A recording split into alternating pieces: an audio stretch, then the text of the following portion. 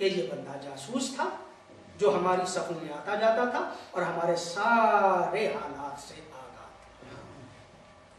جناب ہانی نے کہا اب جب تمہیں پتہ چل ہی چکا ہے تو میں ایک بات اور تمہیں کہنا چاہتا ہوں، اور وہ یہ کہ میں نے مسلم کو خود اپنے گھر میں دعوت نہیں دی، وہ تشریف لے آئے اور میری خاندانی شرافت کا تقاضا یہ تھا کہ اپنے گھر آئے ہوئے مہمان کو اپنے گھر میں جگہ دی، لہذا میں نے انہیں رکھا، کہا کہ اس کو ہمارے حوالے کر۔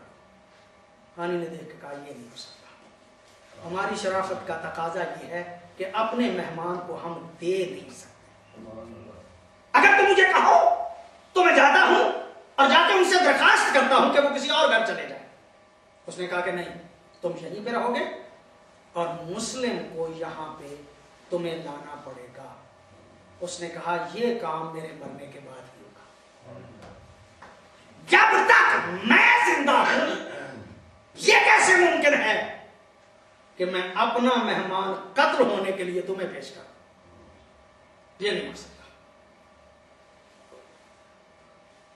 ابن عمر باہلی نے بدتمیزی کرنے کی کوشش کی، حضرت ہانی بن عروہ نے ایک مرتبہ تلوار کھینچنا چاہی کہ غلام ٹوٹ پڑے، ابن زیاد نے ایک ایسی چھڑی ماری کہ جناب ہانی کا چہرہ اقدس جو ہے وہ زخمی ہو گیا۔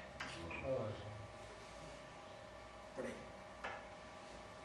عظیم انسان تھے، 8000 پیادہ اور 4000 سوار ہانی کی آواز پہ باہر نکلا کرتے تھے، بہت بڑی شخصیت تھی جناب ہانی۔ جب پتا چلا کہ ہانی گرفتار ہو گئے ہیں تو ان کا قبیلہ آیا، قبیلے نے آ کے دارالامارہ کا محاصرہ کیا۔ محاصرہ کرنا تھا کہ قاضی شریح نے جا کے حضرت مسلم کو دیکھ کے باہر آ کے کہا کہ مسلم دربار میں زندہ موجود ہے، لہذا تم واپس چلے جاؤ۔ قاضی شریح کے کہنے سے سارے ہانی کے خاندان والے واپس چلے گئے۔ بس میرے دوستوں، میں نے کافی وقت آپ کا لیا اور کافی باتیں آپ کی خدمت عالیہ میں عرض کی۔ اسی بات کے بعد جناب مسلم کے ساتھیوں نے یا منصورہ امت کا نعرہ لگا کے گھروں سے باہر نکلے اور دارالامارہ کا محاصرہ کرنا شروع کر دیا۔ دارالامارہ کا محاصرہ جب مولا کے ساتھیوں نے کیا، کل 80 افراد دارالامارہ میں موجود تھے۔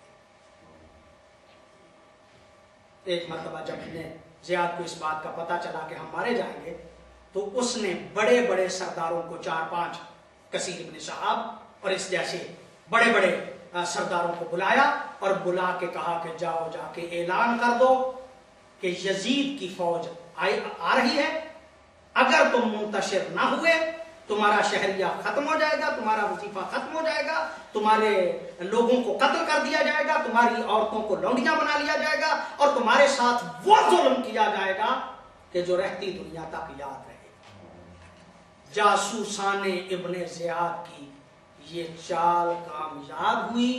روایت کے لفظ یہ ہیں کہ اس طرح سے کامیاب ہوئی کہ مائیں آتی تھی اور اپنے بیٹوں کو لے کے واپس چلی جاتی تھی، بہنیں آتی تھی اور بھائیوں کا ہاتھ پکڑ کے واپس لے جاتی تھی۔ شام تک مولا مسلم کے ساتھ صرف 300 افراد رہ گئے، بس تھوڑی سی زحمت دینا ہے آپ کو اور میں شہادت کے بالکل قریب پہنچ گیا۔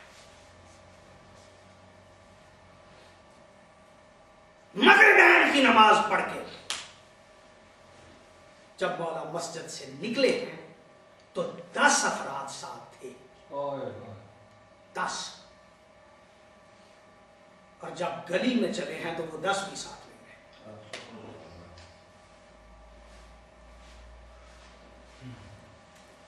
اور جب से मौला आगे बढ़ रहे थे गलियों में, जिसके 18,000 बैत करने वाले हों, अब उन गलियों में कोई रास्ता बताने वाला भी नहीं।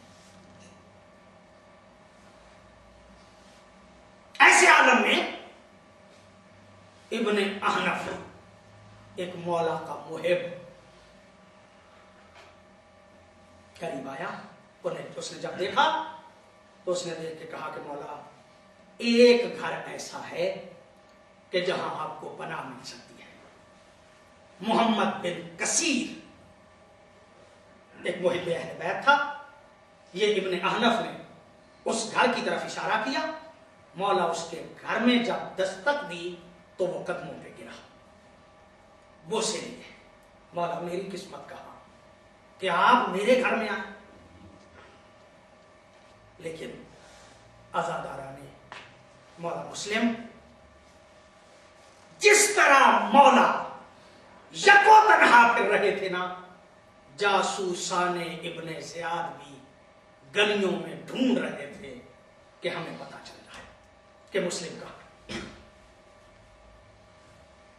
किसी बेगारत ने मौला को मोहम्मद बिन कसीर के घर जाते हुए देख लिया। मोहम्मद बिन कसीर के घर में छापा पड़ा। मोहम्मद बिन कसीर भी गिरफ्तार हुआ, इसका बेटा भी गिरफ्तार हुआ, और मौला को ऐसी खुफिया जगह पे इसने रखा था कि मौला का पता नहीं चल सका।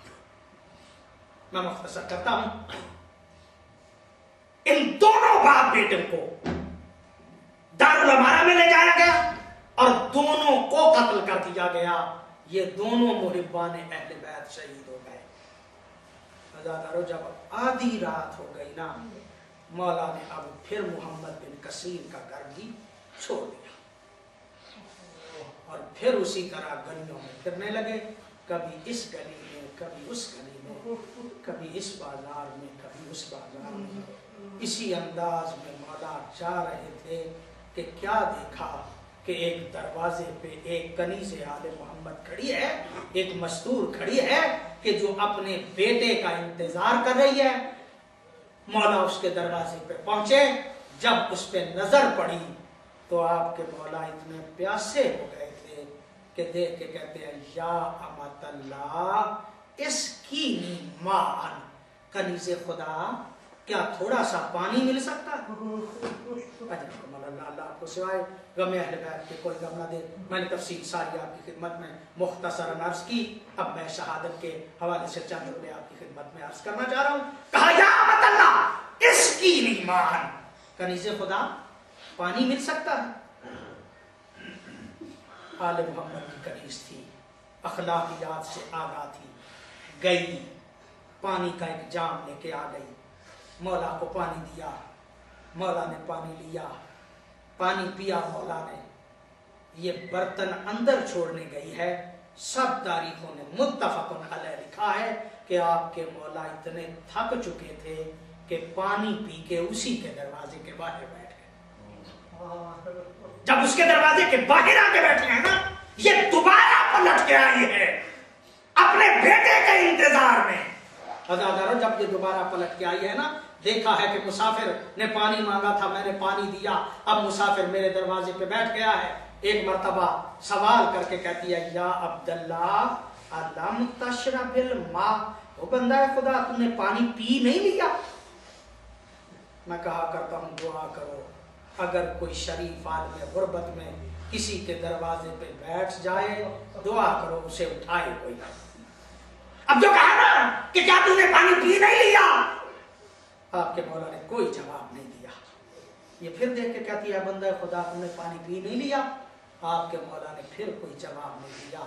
अज़ादारो, जब अब भी कोई जवाब नहीं न दिया, ये गुस्से के आलम में थोड़ा सा लहजा बदल के ये कहती है कि बंदा खुदा, जब पानी पी लिया है तो मैं तेरे लिए अपने दरवाजे पे बैठना जायज नहीं समझती। उठ और अपने घर चला जा और अपने कबीले में चला जा। अज़ादारो, ये जुमला कहना था कि आपके मौला ने, थके हुए मौला ने, एक हाथ जमीन पे रखा और रख के उठने की कोशिश की और उठते उठते जुमला कहा, ला मंजिला वला